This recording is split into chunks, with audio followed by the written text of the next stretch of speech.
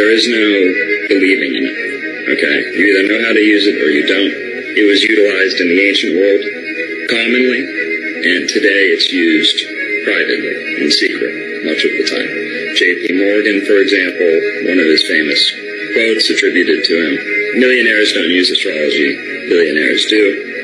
Right, this is the man who helped fund the Titanic, had a VIP suite, was scheduled to go the day of, did not show up.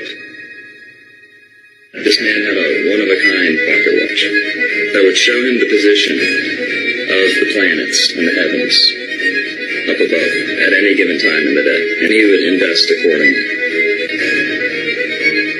God does not have fingers where he can reach down and move the chess pieces down here on the planet.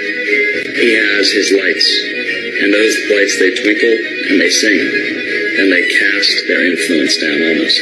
No person would deny that the sun has no influence on the earth. It has a massive influence on everything, all life activity. The moon, equally so. The tides, menstrual cycles, hormones, all these things are controlled by the moon. Everyone accepts that. Everyone's on board with that. The astrologer, all the astrologer seeks to do is say, well, the sun, the moon, yes. But what about Venus? What about Mercury? What about Jupiter?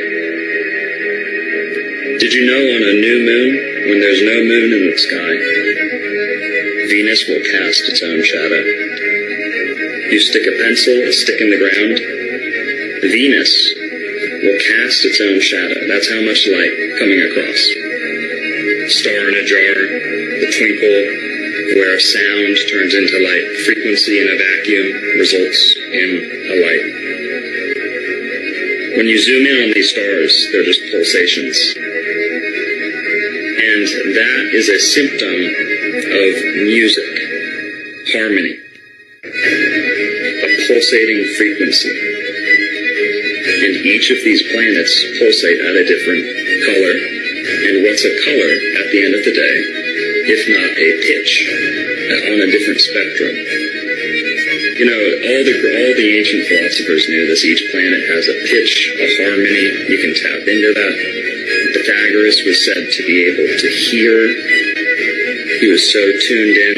They're angels. The angles and angels. Angels are angles. Angles of light. Angels of light. How these angels are cast down, how they're angled, will determine what transpires down here. This is the effectual realm down here. The feminine, the earth, the material. This receives the influence from up there, the masculine. Right. Every culture around the world, you say God, or their equivalent, it's masculine, and they point up in the sky. You ask every culture about the feminine, they point down and say Mother Earth.